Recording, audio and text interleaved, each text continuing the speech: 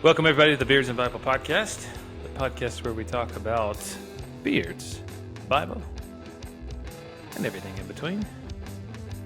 Joined tonight by my good buddy, Gabe Rutledge. Gabe, how are you, sir? Excellent. Yeah, I'm looking at the heading here. Episode 137. Sheesh. Yeah. 137 times we've done this. That's crazy. Do you remember whose idea this was? Mine or yours? Or is it a little I bit think it was I think it was mine. I don't know. I honestly don't know. But I do remember when you kind of put me in whole milk, by the way. You're drinking whole milk? I'm drinking whole milk. It's good. It has nothing to do with how long we've been doing this and whose idea this was, but I just thought I'd throw it out there. Yeah. Yes, I guess. Okay, so recall, how was the genesis of this project? I know it was COVID. Yeah. There was a lot going on. I don't know. We just talked about stuff on the phone, and then I was like, hey, we should start a podcast. Yeah. Because we're two nerdy Caucasian men. That's what those types of people do. You either get really into World War II, you smoke meats, you run marathons, you cold plunge, or you podcast. You forget change religions, apparently. Oh, that's true. We didn't do that one, I don't think. No, I don't think so. Yeah. So, yeah, man, 137 episodes. Yeah. Going strong. I do remember when you kind of, for those listening, and you assume that we have some sort of like production team or something like that. It's all just Josh. I don't do anything. You show up and you talk to me. I do. It's literally all I do for this podcast. I am absolute dead weight. But I remember there was a time where you kind of put me in charge of like uploading things and uploading videos, and I was not good at that. Yeah. I remember you would text me and be like, "Hey man, yeah, have you gotten around to doing that yet?" I'm like, "Nope, I haven't done a thing. I'm sorry." And then you're just like, "All right, I'm going to fire you and do this myself." Well, here's the thing. I'm sorry. No, you're good. All is forgiven. I want to apologize publicly on behalf of the poor production quality of this podcast. I have friends of mine who listen to this who work at like big name media companies that do this on a professional basis. Like the folks at the Dave Ramsey group that have told me, they're like, "Hey man, love your podcast." I'm like, "Dude, you produce the Dave Ramsey show. My podcast producing abilities in comparison to what you guys do is absolutely abysmal." So I know that there's things that probably I do that get on people's nerves. Like there was one episode, somebody was really nice about it, but they were like, "Hey, we just heard you constantly breathing in the mic when Gabe wasn't talking. Wow. Could you guys fix that?" I do sometimes, like if I have earbuds in and it's really quiet and I have the volume turned up really loud, I can hear each of our nose hairs resonating as Can you tell the difference between each one? No, I don't know. I think we have kind of the same nose hair resonance. I think so. Yeah, that's why we became friends. Yeah. 20 something years ago. Yeah. But I noticed your nose hair resonance and you noticed mine, and then it was a subconscious like frequency thing. But yeah, I have noticed that. But I think that's just part of the, hey, look, if you're signing up for a podcast that's about the Bible and it has beards in it, you're going to hear nose hair whistling. I'm sorry. Yeah, it's just part of it. Yeah. Yeah. Yes, but thank you to all our listeners. I know that our production quality could be much, much better.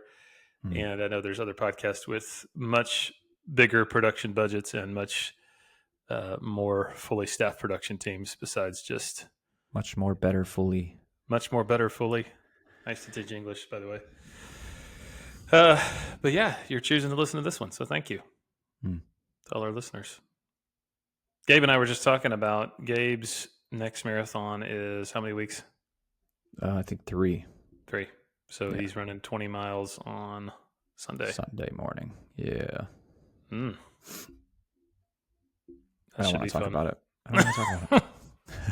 I feel like, though, once you've done your last big long run before a race, the hard work is over for the most part. Yeah. You know?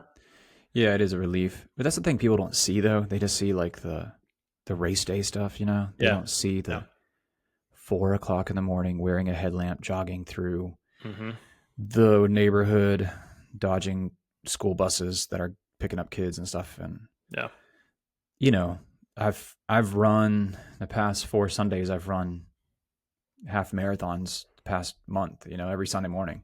wow. And that's not counting the mileage throughout the weekend. It's just like that stuff is so not glamorous, and it doesn't get any sort of attention. But that's what is, I guess, the essence of showing up and making you a and long distance runner. But I was actually reading a book the other day. Let me see if I can grab it. Hang on. It is a book by John Mark Comer. Have you read John Mark Comer? No, I haven't. This stuff is super good. And he was talking about practicing the way. That's the name of the book. It's called The Way. Practicing the Way. Be with Jesus, become like him, do as he did. And he talked about this idea of running a marathon. It was really, really interesting, his metaphor. I'll see if I can find it. But it's this idea of like, you can't go out and just start running a marathon, but anybody can train to run a marathon. You just have to get out there and run 1 mile first, right? Mm-hmm. So people act like it's this like impossible task, but the truth is it's actually a lot more doable than most people think it is. It's just a lot harder than most people think it is. Would you agree with that? Ooh. Yeah, I remember when I first started training for my first marathon, I thought it was just a matter of physically enduring the miles, and all I had to do was condition my body to endure the miles. But the last 10 miles of a marathon switches into a majority of mental condition. It's hard to explain. It's like you wouldn't think that's even possible, but it becomes less about your legs aching and you avoiding cramps and more about talking to yourself. Yes. And telling yourself that the only way out is one more step forward. And it is all mental at that point. Not all, but majority mental. That's 10 miles. So it's an interesting experience, a very emotional experience, and I think everyone should do it. I do too. Let me read you what John Mark Comer said about it. I thought this was really interesting. He said, let me offer an analogy. Let's say you're out of shape, overweight, and asthmatic, but you decide you want to run a marathon. How do you do it? Do you buy a pair of Nikes, walk outside, and just try very hard to run 26.2 miles? Of course not. That's a fool's errand. What would happen? You'd make it a few miles and then collapse on the side of the road, leaking lung fluid. Leaking Why? What? Lung fluid? What is that? I don't know. It's very, very descriptive language. Yeah. Why? Because you're currently not the kind of person for whom it is possible to run 26.2 miles. It's not impossible to run a marathon, but it is for you now as you are. So how do you do it? Simple. You train. You lace up your shoes, walk outside, and run 1 mile every day. The following week, you run 2 miles. The next week, 3. If you've ever run a marathon, you know that you basically add a mile each week to your long run. 3 miles becomes 5, becomes 10, becomes 20. And what happens? Over a long period of time through training, you change. You become the kind of person for whom running 26.2 miles is hard, as it will always be hard, but it is no longer impossible. It is now within your capacity as a person. And then come those sweet feelings after all your training, health, energy, capacity, and joy. We run a marathon 1 mile at a time. The problem is very few of us approach our spiritual formation this way by training. Isn't that interesting? Yeah, it is. Yeah, Practicing the Way. Great book. John Mark Comer. I'd read that cover art. Like, hold that up again. That is just Isn't that cool? Super profound. Yeah. Super profound. I'm being sarcastic. I was about to say it's cool looking, but it's pretty minimalist. So yeah. All you got to do is show up. Unlike Gunner Stockton. What? What are you talking about? Gunner Stockton showed up just fine. They beat Florida. Get out of here. I don't even know who Gunner Stockton is. I Googled it. I just wanted to troll me. Yeah. Oh man. Old Gunner. For those of you who don't know, Gunner Stockton is the starting quarterback for the Georgia Bulldogs. And he is a great football player. Old Gunner. You don't know anything else about him, do you? I know absolutely nothing about him. And I don't care. I'm good. Okay. I'm good not being super beefed up on my Gunner knowledge. I thought you were going to pick an SEC football team to follow and root for this year. That's what we talked Yeah, about. we did. And you You just didn't. haven't. You didn't hold me accountable to that. You weren't Oh, a good okay. accountability partner. I'm sorry. You didn't practice the way. I did not practice the way of being a good AP. Accountability partner. That's what AP stands for. Okay. Yes. And in a way, I feel very judged. Yeah. And Do you feel like this was a very confrontational conversation? I do. Yes, I do. You're And holding me accountable to my actions. I think you are holding me accountable for not holding you accountable. Mm. In Matthew 7:1, Jesus said, "Judge not, lest ye be judged." Mm. Why is it that we only quote that in the King James? I don't It's know. almost like it doesn't hold any weight at all. If we There's don't other quote it in the King James. verses we only quote in King James, like what the Lord's Prayer. Our Father who art in heaven, hallowed be thy name. why do we only say that in like Elizabethan English? You know, I don't know. No. Huh. Yeah, that's a popular one. Another verse. Why do you look at the speck of sawdust in your brother's eye and pay no attention to the plank in your own eye? Mm. Mm. So, we're going to talk tonight about not being judgmental, but at the same time holding believers accountable. And it's pretty interesting when you start reading the teachings of Jesus and the teachings of the New Testament, because there are times in which one could say these seem a bit contradictory. But there is some pretty clear teaching for how to have these conversations that unfortunately I don't think we model enough in the body of Christ. And so we're just going to jump right into it tonight. And basically we're talking about, if the Bible talks about us not being judgmental, how then do we hold other believers accountable? Because the Bible also says we're supposed to do that as well.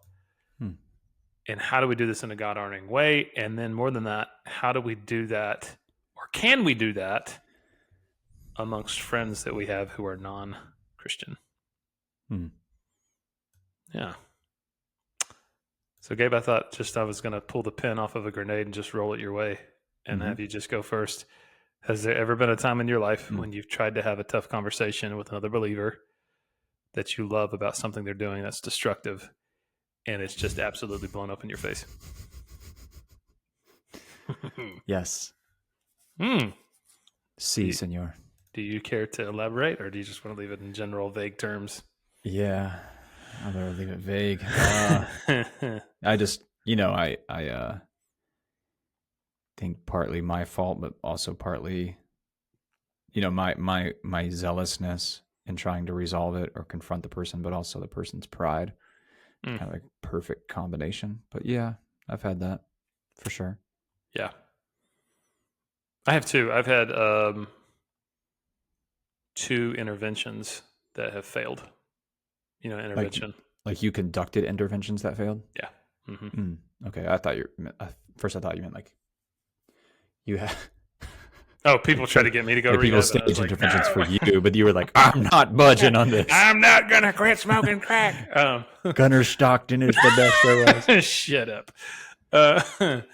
No, I did have, it was actually super sad, 2 different individuals who had loved ones that approached me and basically said, hey, this person is destroying their life and they're destroying mine through their alcoholism. And I really want to get them help. And I really want them to go get help because they're refusing to get help. But I don't know if I can continue on with our relationship unless they get help. And so, we did the whole intervention thing. They showed up for the meeting, and there I was with their loved ones, and said, you say the words right now, we will get you into rehab. And both times they refused. So were they like refusing, and there was like, no, I think I have a problem and I think I can fix it? Or were they just like, I have 0 problems whatsoever? One of them was, I can handle it on my own and it's not that bad. Mm-hmm. The other one was, I'm sorry you feel that way, but I don't have a problem and I'm not changing. Mm. And so it gets really awkward at that point, because it's kind of like the loved ones then have to kind of sink teeth into what they said. Well, then if you're not going to go get help for your drinking problem, then here's what that means, you know? Mm-hmm. Mm-hmm. And that's when it got really ugly, and that's when it got nasty, and that's when it just gets really painful, Mm. you know? Wonder what they're up to now. Have you checked on them? Yeah, I Doing have. okay? I'm still praying for him, still hopeful. God can do anything, you Mm. know? Somebody is still choosing to walk away from the Lord. There's always a chance for them to come back. His mercies are new every morning, but it's really sad though, watching someone refuse to receive that kind of help Mm-hmm. when it's coming from someone that loves them a lot and is only having that conversation because they love them a lot. They wouldn't be having it if they didn't, you know. Mm-hmm. How about, has there been a time when somebody has come to you claiming your best interest and then called you out in a way that was really hurtful, unloving, or unhelpful? Ooh. Oh man. I have to think of that for, I can't, example doesn't come right to my mind, but there might be one. What about you? Yeah, I have. When we were in I think you've heard me, because we did an episode about this when we were in the Bill Gothard group, Yeah. the IBLP group. It almost was like there was a huge emphasis on doing that, especially with like people in authority doing that to teenagers. So every little thing that a teenager did, they would get confronted. And so in some of the circles that we were in with some of these really, really fundamentalist homeschool types, Mm-hmm. that happened on a regular basis Mm. for almost anything. And so it was always, a lot of times it would be like we would have a, this is so stupid.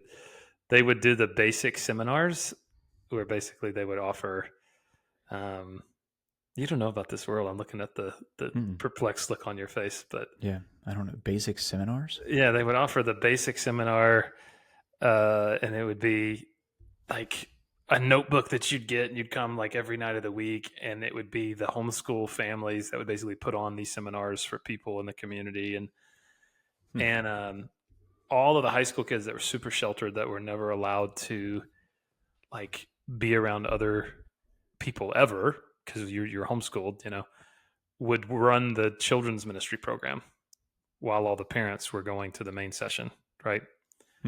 So it was inevitable because it was like the only time you're ever around like girls your own age that you'd start like, a little crush on a girl your age or whatever.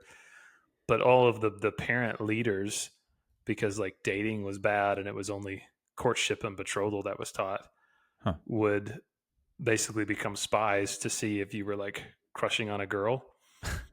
And then it was like always a thing that you would just get like yanked out of your little ministry team and pulled into a back room, and a parent would confront you and basically say that you're defrauding this young woman and leading her on because, just crazy stuff. Jeez. I know. Yeah. So who has a time for that? Yeah, apparently these crazy fundamentalists. But yeah, I grew up in circles like that, so that happened to me many a times. So it happened to my brother more than it happened to me. I will say that. Yeah.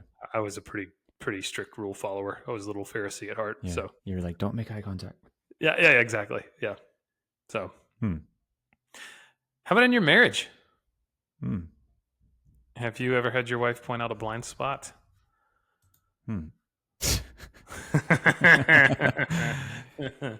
I'm sure. Yeah, she probably has. Yeah, definitely. I can think of an example. Well, you want to share the example to the class? You want me to share it? Sure. Yeah, I do, actually.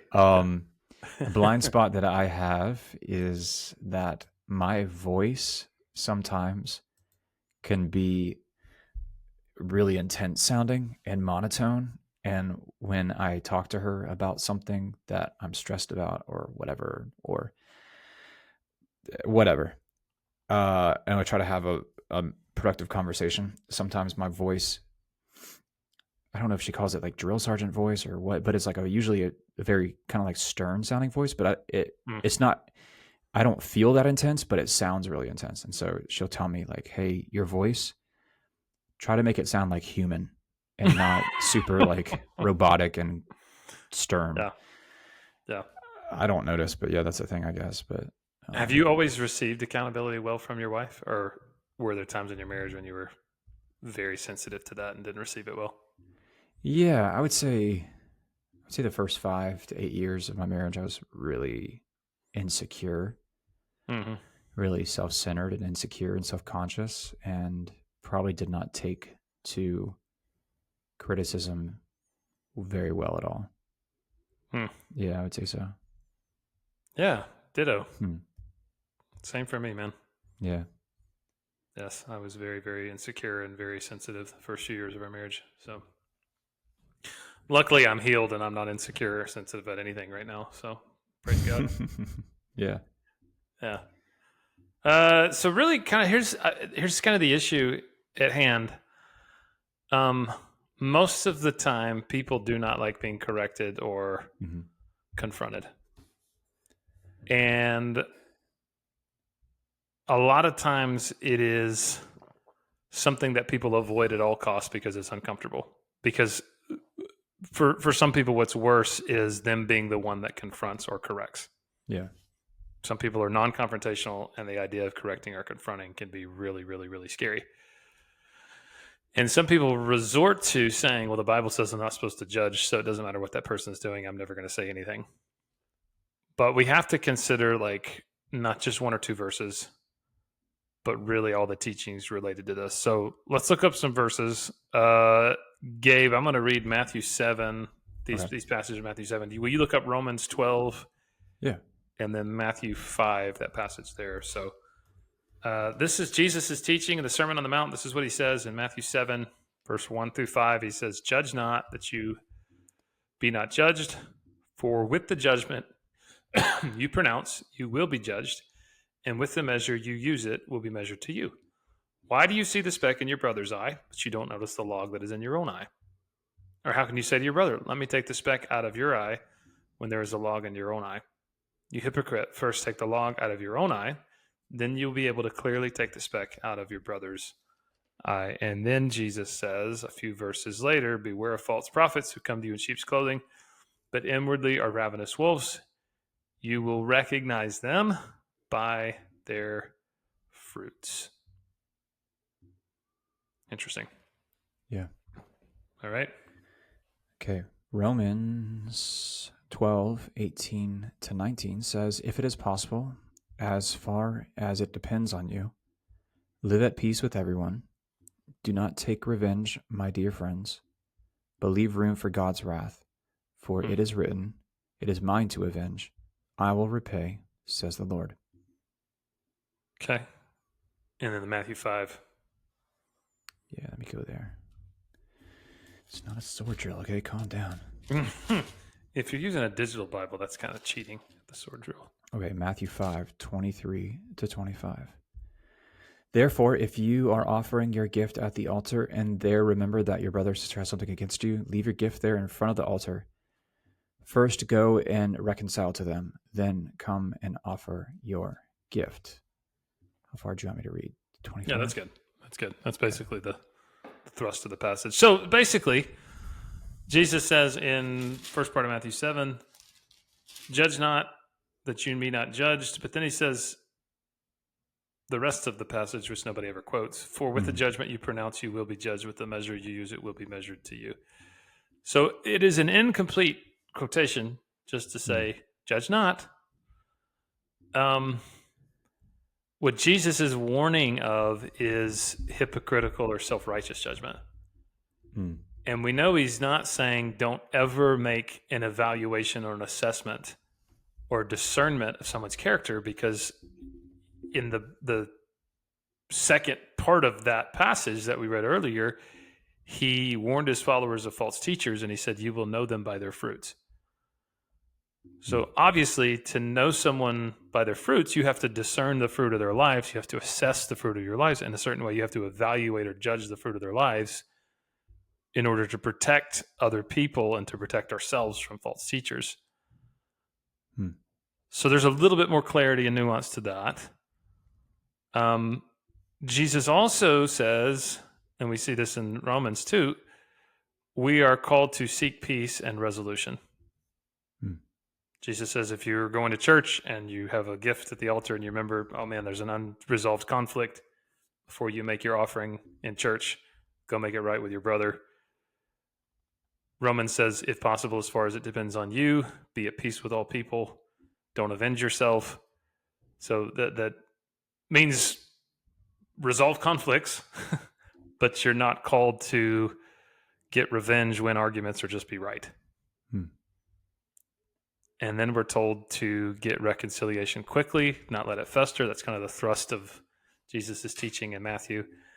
Like if we let it sit, Jesus says this. Actually, I don't think you read this part. I'll read it. Leave your gift there by the altar. Well, he says, come to terms quickly with your accuser while you're going with him to court, lest the accuser hand you over to a judge and the judge to the guard. You will be put in prison. And there's kind of a connection to that parable of the servant who's forgiven a big debt, and then he goes and he demands that his there's a guy that owes him money, pays him back that money, and then he gets put in debtor's prison. You remember that whole parable? Yeah. The unforgiving servant. Yep. So this kind of this idea in the teaching of Jesus that if we let unresolved conflict fester and we just sit in it and we don't resolve it, it has, number one, spiritual consequences, or it could grow into something far more devastating with like legal consequences or even financial consequences. Does this make sense? Do you feel like Christians follow this for the most part? Is this something that Christians are known for doing, or is this something where we don't do as well as we think we do or should do? Yeah, I think especially in the South, I think we really scoff at this idea. We really not scoff, but we like avoid this idea of confronting people who've done us wrong. And we just kind of, I think Southerners are really good at kind of pretending everything's okay and sweeping it under the rug. With niceness. Yeah, with niceness. Yeah, a lot of like maybe even fake niceness. Right. Confrontation and conflict just isn't natural to Southerners, I'd say, in Southern culture. Yeah, so I think it just allows it to go unchecked. And I think what naturally tends to happen then is because that person feels wronged and they don't process it properly, or they don't get closure on it. It begins to spill over into the relationships around them through them talking about it and at least giving just their side of the conflict. And we call that, we would call that gossip. And it taints the other person's character. And so as opposed to just like going to the person and initiating a small conflict and then resolving that conflict, what you're doing is you're spreading misinformation about the person, or you're sharing just your side of the story. And that could be really destructive. Absolutely. Yeah, so Jesus gives us in Matthew 18 the biblical model for conflict resolution. I'll read it. If your brother sins against you, go and tell him his fault between you and him alone. If he listens to you, you have gained your brother. But if he does not listen, take one or two others along with you, that every charge may be established by the evidence of 2 or 3 witnesses. If he refuses to listen to them, tell it to the church. If he refuses to listen even to the church, let him be to you a Gentile and tax collector. So, let's just say theoretically, Gabe, you and I, we just got in an awful fight. We were hanging out at a dinner party, and I looked over and I said, look, it looks like Gabe wet his pants. And everybody just pointed and laughed at you and just laughed and laughed and laughed. And you just got so embarrassed that you went and you set down your little Dixie cup full of lemonade and your paper plate on the kitchen island, and you left with your splotched khaki pants that Mm. looks like you wet your pants, and you drove away. Mm. And that night you couldn't sleep because you No. were so offended by my rude and obnoxious comment. Mm. So, I according, just stayed up all night cleaning my guns. I'm gonna kill him. I'm gonna kill him. So, according to Jesus, your first step would be what? My first step would be to go to you and say to you that when you made fun of the liquid stain on my pants, it deeply hurt me and embarrassed me in front of everyone. Mm. And you would not laugh at me when I said that, because that would not be productive. That's true, but what if I didn't listen when you said when you said that? I just said, "You're pee-pee pants." So if you double down on teasing me about down, it, then I would. And I refused to repent. And I just said, "No, I'm sorry you feel that way, but what I did was funny. It's not wrong, and I'm never going to tell you I'm sorry." Yeah, then I would go get more people, and I would explain to them how you hurt me. And we should have picked a different example. All right, the example's kind of falling apart. And then I would go to you with those people, mm-hmm. and I would say, "All right, we're here to have an intervention." No, I would say, "I'm here with these people, and this is how you hurt me, and I want you to make restitution. I want you to make it right and apologize." Yep. And if I still would not listen to the group, then the next step would be, assuming that Gabe and I are both fellowshipping in a local congregation, local church, we would go get the church involved. Mm-hmm. Yeah. So, do you think it's implied that it's like the church leadership, or do you think it's like, hey, let's drag this person up in front of the whole church? Is it just? I think if you go to the writings of First Timothy, let's see if I can find a passage. I think it would be that you bring it to church leadership. Yeah, I think so too. Because he says something about that a charge against an elder would have to be, don't admit a charge against an elder except on the evidence of 2 or 3 witnesses. And in the context, he's talking about elders, so that would be overseers, pastors. And he says, as for those who persist in sin, rebuke them in the presence of all, so that the rest may stand in fear. So I would assume that this would not just be like a haphazard thing, it would be that you brought it to the leadership, and then the leadership would bring that to the church. But then, Jesus said if they refuse to listen even to the church, so the church community, the leadership within the church, we cut ties with them. Yeah. So that's what he means when he says Gentile and tax collector. It's someone who's not a part of God's covenant community. You think that's like, is that standing up in front of the church and saying, this person did this and they were unrepentant and we are now cutting ties with them? Or do you think it's like... I think in some church traditions, it certainly has meant that. I think others would see that there's probably a more productive way to practice the kind of church discipline besides that. And I think it's kind of depending on the severity of the case. Yeah. And the seriousness of the unrepentance. What do you think? I mean, is that ever something you've seen in the church traditions that you've been a part of growing up? I've seen it twice. Okay. The Presbyterian church in Lakeland that we were members of, I saw the pastor get up and essentially excommunicate someone. They were living in unrepentant sexual sin. He is a man who had a family and wife and children, and I guess they followed those steps, and then the church leadership confronted him about it. He still refused to give up that lifestyle, and he had not been attending that church for quite some time, but he was a member of the church. So then one Sunday morning they walk in and they say, it's with heavy hearts that we have to essentially sever ties and terminate the membership of this individual because of this and this and this. So it was interesting to see it played out. The only thing, I don't know if I don't know what you would do if that doesn't play out that way, because like you said, I think it depends on the severity, but like, let's say that guy just showed back up one Sunday. Right. And just pretending like everything was okay. And he didn't patch anything up with his wife, but let's just say he just kind of like showed up and wanted to kind of blend back in and kind of get back involved. And he'd been confronted by his wife and the church leaders. And I mean, and then he starts like befriending everybody again and everyone, telling everyone his side of the story.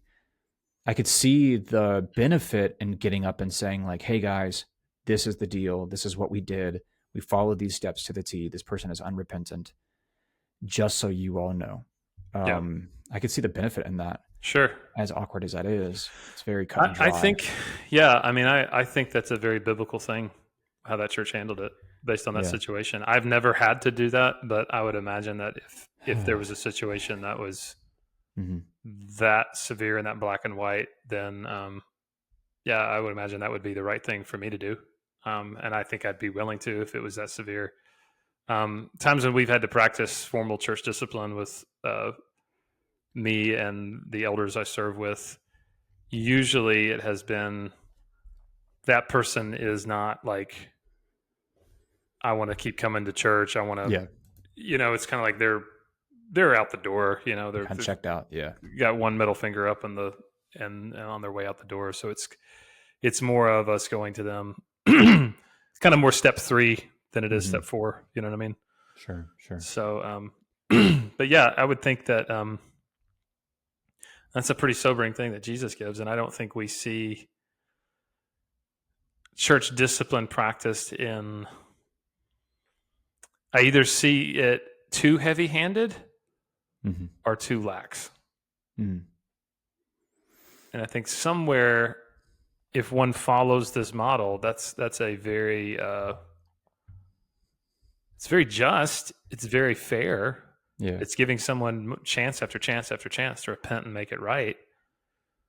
You and you and I use kind of a funny, silly example, but if it was something more serious, like you found out I was having an affair on my wife and you came to me and said, dude, you got to quit. And I'm like, no, I don't. And then you got one of our other friends that came to me and said, hey man, like for real, you got to repent. You got to make it right. And I said, no, I don't. And then you went to my elders or you went to somebody else from my church that has authority or oversight over me and said, hey, this is what's going on. I just say, hey, screw you guys. I'm going to do what I'm going to do. Then I would think that given my position as a pastor, then my name would have to be announced to everybody. This is what happened. Right. Yeah. Yeah. And I think it's case by case. Like I had a family, I had to uninvite them and it was not mutual. You know what I'm saying? Like they didn't want to be uninvited, but it was very beneficial for everyone involved. Then we didn't like make a public statement or anything about their being uninvited, but people would come to us and say like, hey, we noticed so-and-so is not here anymore. What happened? We haven't seen them. Should we reach out to them? Should we call them? And I didn't really know what to do at first, but in those moments, then I would be like, okay, let me just kind of give them like a little crash course, like just not go into detail, but just like, hey, just so you know, like we asked them to not come back because of some pretty hefty things. It's rare that we have to do that. But if you want to reach out to them and just tell them that you love and miss them, you're more than welcome to. Sure. I mean, they were to the point where they're like inviting people to their house still and trying to befriend people. And it was like, I see the benefit in just coming out and publicly saying, here's what transpired. Here's why we're severing our ties. Right. But at the same time, when you've got friends or kids who are friends with other kids and stuff, man, it's so messy sometimes. And you have to really practice a lot of like wisdom and discernment, how to move forward with those situations. And I think, it would be, so I'll read it again. When Jesus says, he says in verse 17 in Matthew 5, if he refuses to listen to them, tell it to the church. If he refuses to listen to the church, let him be to you a Gentile and tax collector. So Jesus clearly is outlining the process for church discipline and its final stage to include a kind of excommunication. Yeah. But I don't think there's anything specific in there that says how that's supposed to work in the sense of, does it have to be a public announcement on a Sunday morning delivered to everybody? Or can it be a Sunday night members meeting? Or can it be the eldership knows and just the parties involved in the situation know? Right. Yeah. Because that's kind of how church traditions have handle it. There's some churches that would say it on a Sunday morning in front of everybody. Some would wait till a members meeting if you have membership at your church. And then others would say, our eldership is going to handle that and then let the parties involved know. And I would just say it's still honoring the same command Jesus gave. It's just applied differently based on what the leaders of the church would see as expedient and helpful. It's tricky, man. Yeah, it's tough. It's heavy. But for most people, I don't think most conflicts are going to make it to 3 and 4. I really don't. No. Most conflicts are going to be resolved with step 1 and 2, which is go to that person individually as quickly as possible, and they don't listen, take 1 or 2 other people with you. But unfortunately, some of us, we never get to those steps because what we do is we go tell 4 or 5 other people who aren't involved. And we're just telling them our side of it. And of course, it sounds like we've been mistreated or we've been, they're awful, they're terrible. We just tell them our side of it, right? Instead of going to that person and giving them a chance to clear the air and repent and make it right. Yeah. So, what would be the hardest part of conflict resolution for you? Like personally speaking, you're saying? Yeah. Ooh. Yeah, I think that initial confrontation and going to the person and saying, hey, what this did hurt me, or what you did hurt me, or just that initial stepping out on that. That is so awkward and tough. Yeah, it is. And making sure you're doing it with a level head. I think that's really important. Yeah, how you're doing it matters a lot. Yeah. That having been said, let's look up some other verses, more sword drills. Yeah. How about you look up Hebrews 10:24? Okay. I'll look up Galatians 6:1-2. Galatians. You know the acronym to help you find Galatians? No.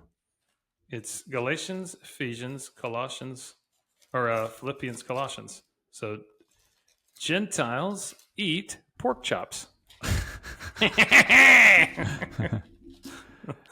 That's good. I've never heard that. Now every time you're looking for Galatians, Ephesians, Gentiles Philippians.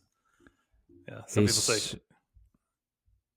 Okay, sorry, no, you're good. Okay, 10, Galatians 6:1-2 says this: brothers, if anyone is caught in any transgression, you who are spiritual should restore him in a spirit of gentleness. Keep watch on yourself, lest you too be tempted. Bear one another's burdens, and so fulfill the law of Christ. If anyone thinks he is something, when he is nothing, he deceives himself. All right? Hebrews 10:24. Let us consider how to stir up one another to love and good works. Stirring up one another to love and good works. That's, in some translations, provoke one another, which most people think provoke is a bad word, but I guess in that term, it's not that bad of a word. All right. Since I'm in James, I'll just grab this one of James. James 1:19 says, know this, my beloved brothers, let every person be quick to hear, slow to speak, slow to anger, for the anger of man does not produce the righteousness of God. That'll preach.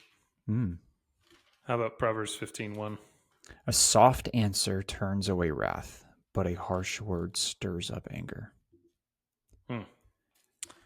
So, based on these passages, it's pretty clear that it's not just what you say, it's how you say it. Like, we read about a spirit of gentleness. We read about a harsh word stirring up anger, being slow to speak, quick to listen. So, anyone that has it in their heart to offer accountability and correction to another believer has to ask themselves this question: am I doing this with respect, with gentleness, and with love? And in any relationship, encouraging goes way farther than criticism. And so what we're reading in the New Testament is stirring up one another, provoking one another. Really, the idea behind it is to encourage one another to follow Jesus well and to stay away from sin. So that is to give support, to give confidence, to give advice. And if you approach somebody with a spirit that's seeking to encourage them and to stir them up to follow Jesus and stay away from sin, that goes so much farther than coming at them with like criticism that's self-righteous. Mm-hmm. I will say this too, claiming to be a peaceful individual while practicing passive-aggressive behavior is a very dangerous hypocrisy that will destroy any relationship, especially a marriage. You know about passive-aggressive behavior, right? Yeah. Do. That well. Is the here's the dictionary definition: the indirect expression of hostility through sarcasm, stonewalling, stubbornness, sullenness, or procrastination.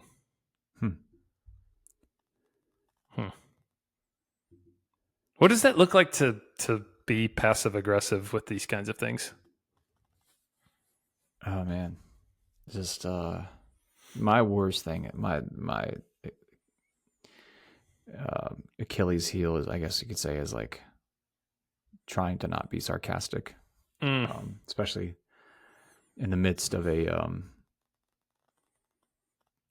argument, or something like that, or disagreement in a marriage. Just avoiding sarcasm. It's so hard for me sometimes. Sarcasm is your native tongue.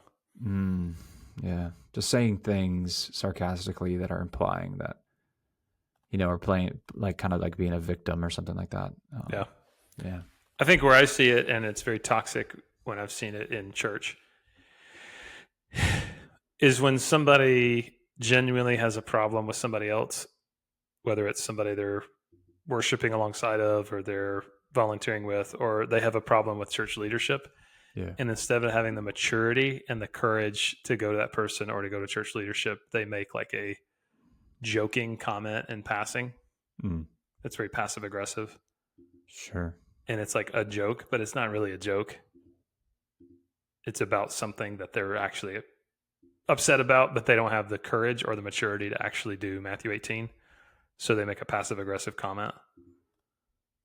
And that's just toxic, and that's divisive, and that's destroying the body of Christ. And that's sinful, ultimately. And that doesn't encourage change. It is being critical and sitting on the sidelines, making passive-aggressive comments. And change is happening, but it's not good change. It is divisive and destructive change that's happening. Yeah.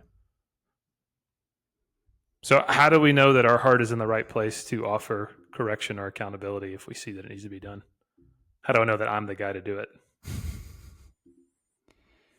Like, how do we know like we can go to someone close to us and offer correction? Yeah. Like if I see somebody that's, has some sin in their life, and maybe it's not like a massive disqualifying sin, but it is something that I'm like, yeah, that's sinful. But like, I know that if I do it, I want to make sure that I'm doing it in a way that's godly and not fleshly. How do I know that I'm being godly? It starts by making sure that we're not living under condemnation of that area ourselves. So, if we're going to address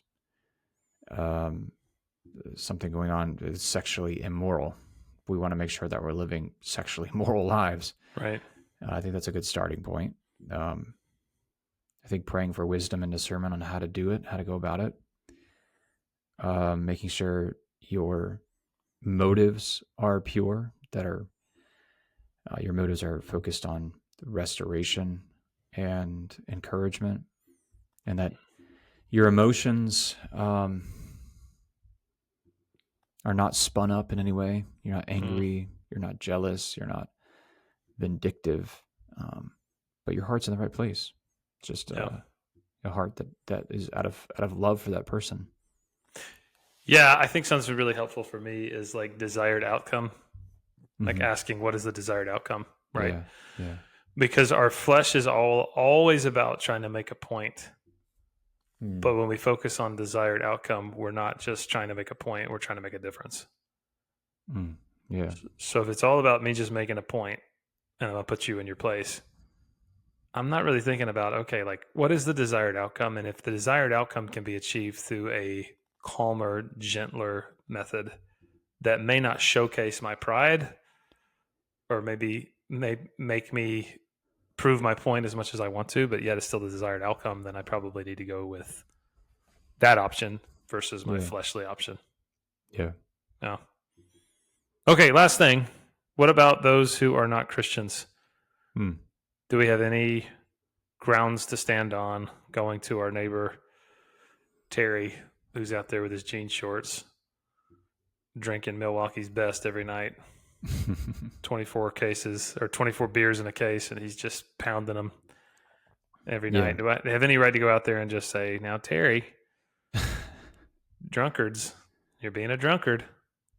We don't have as much moral ground to stand on other than like the laws of this land. But apart from that, I think if we're going to go approach somebody who's not a believer, and and we're going to approach them and rebuke their sin or whatever, I think there's a special time and a place for that. Like if they seem desperate for help, or they seem like whatever idol they're chasing is leaving them empty. I think it's a good time to do that. But otherwise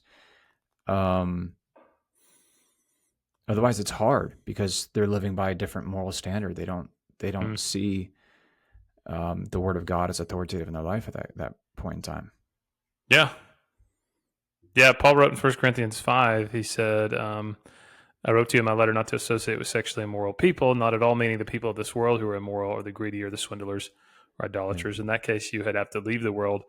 Now I'm writing to you that you must not associate with anyone who claims to be a brother or sister, but is sexually immoral or greedy or idolater or slanderer or drunkard or swindler. Do not even eat with such people. What business is it of mine to judge those outside the church? Yeah. So like I used to work with a guy who was he was living with a girlfriend at the time. They were sexually active, whatever, but they were not married. He regularly touted that they were not married. But at one time he said, "Hey, I want to go to church with you sometime. Can I come to your church?" And I said, "Sure. Yeah, that would be great." And I said to him though, just so you know though, like if you keep coming, the pastor of the church is probably going to get to know you. And then the pastor of the church is going to discover that you're living and having sex with a woman who is not your wife. And he's probably going to tell you to stop doing that. Right. So right now we're just colleagues. We have a professional relationship. So I'm not telling you to stop doing it. I will say that that's likely destructive behavior, but I just want to give you a heads up on that. That's probably going to happen if you come. And I think that would be good for you to come. But I just want you to know that you are going to be challenged to change your lifestyle and your habits. And he really appreciated me saying that. He was like, "Okay, well, I'm probably not going to come to your church, but thank you for saying that. You're one of the first people to like honestly tell me that." Yeah. I was like, yeah. Good for you, man. Yeah. Well, and that's, I think, kind of the idea of like in a church, who is welcome to walk in the doors, right? Mm-hmm. And I think most churches would say all people. Okay. But then who is then welcome to take a step into becoming an active member or participant in the covenant community, right? Mm-hmm. Yeah. And we would say it's those who have placed their faith in Jesus and have been regenerated through his Holy Spirit in the new birth and are seeking to live out the life of discipleship and obedience to him. Those are the people we would say you're a candidate for a participant in the covenant community, right? However your church marks that, whether it's through, membership or through serving or being a life group or whatever, right? Those are the people, though, that we hold accountable to a different standard. Right. Not just the dude that walks in the door. We go, look at you. You smell like cigarettes. Get out of here, you nasty sinner. Yeah. We would consider that person a visitor, someone that hasn't expressed that they're ready yet, perhaps, to make that commitment to Christ. But once someone has expressed that they are ready to make that commitment to Christ, then they are saying to their church, I want you to hold me accountable. Right. And holding them accountable is not judging them self-righteously or condemning them, but it is saying, you have said that you want to follow Jesus as they away from sin, and our job is to encourage you to do so. But we can't hold that same standard to someone who hasn't yet made that commitment. Is that what I hear you saying? Yeah, yeah. But we could call them to that and say, sure, we can invite them to that. Yeah, yeah. Come transform your life, and live a holy, set apart life, a life of purpose. Yeah, a life of service. But yeah, we don't have the grounds to say, hey, knock that off. I mean, you can, right. You can say like, hey, that behavior of doing drugs is destructive, Right. Well, and we can also tell them, hey, that's a destructive behavior that's hindering other people who are coming to this church. Yeah, I know you're not a Christian yet, and I'm glad you're here, but I can't have you smoking weed in the parking lot. Oh yeah, definitely. Right. Yeah. So, you can't judge me. I'm not a Christian. Well, I'm not like judging you or holding the same accountability as I would a believer, but I am saying that that's destructive behavior that's misleading people I'm called to protect. Right. Yeah. So. Yeah. At the end of the day, Jesus never really told us to ignore sin or turn a blind eye towards it. I think he's commanding us through the word to start with humility and self-awareness by removing the plank from our eye. And then with gentleness and love, help our brother or sister see clearly and to do so with love. And so I think at the end of the day, healthy confrontation is not really about controlling someone. It's about caring for somebody. So when it's done well, I think we become the kind of people that help stir each other up, provoke each other to good works. But it has to be done without arrogance. So. True that. True dat. You ran today, right? Yes. 5 miles? 8 miles? Yes, 5 miles. Supposed to do 8, but I didn't look at my little schedule. You're supposed to do the M&M run, 8 miles. It was chilly this morning, man. It was 42 degrees when I got out there to run. Dang. Yeah. I had to put some gloves on my hands and beanie on my head. That's because you're a weenie. 42 degrees is not that cold. Come on, man.